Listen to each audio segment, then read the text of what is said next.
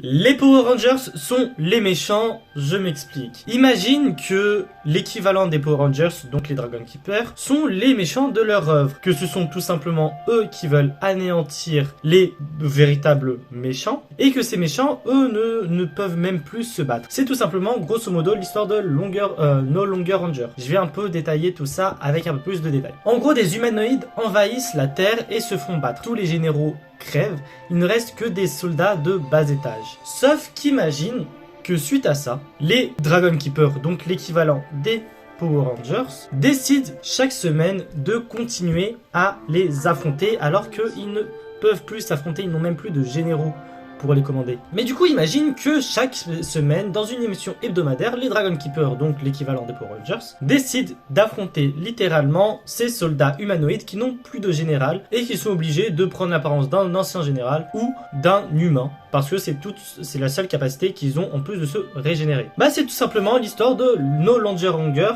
et du coup, qu'on va suivre justement l'histoire d'un troupieur, le troupieur D, qui décide justement d'arrêter tout ça. Il en a marre. Il en a marre de se faire persécuter par les Power Rangers, les Dragon Keepers, qui normalement auraient dû avoir fini le combat, et du coup, il décide d'aller sur Terre afin de les exterminer tous. Et je trouve ça intéressant parce que, bah, on met les Power Rangers qui, pour nous, a été une équipe, des super-héros qu'on admirait étant petit, bah là on les admire pas trop. Vraiment on voit le vice en eux. Bien sûr je dis les Power Rangers mais c'est pas vraiment des Power Rangers, c'est des Dragon Keepers, mais c'est plus simple pour la compréhension. Et justement je trouve ça intéressant de le mettre en opposition aux Power Rangers qu'on connaît nous, qu'on a l'habitude de voir, qu'on a regardé étant petit et qu'on a admiré. Et pour le moment, il y a 3 tomes. 3 tomes qui sont sortis, 3 tomes que je trouve assez intéressants.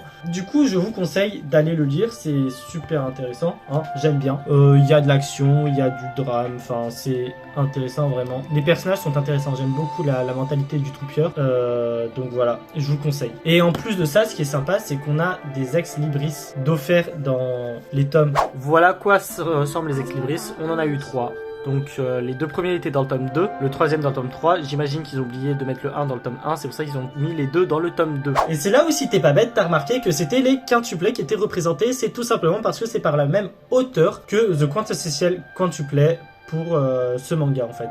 C'est 2 mangas différents écrits par le même auteur. Et justement, on voit la différence d'œuvres qu'il peut réaliser et c'est plutôt pas mal. En tout cas, imagine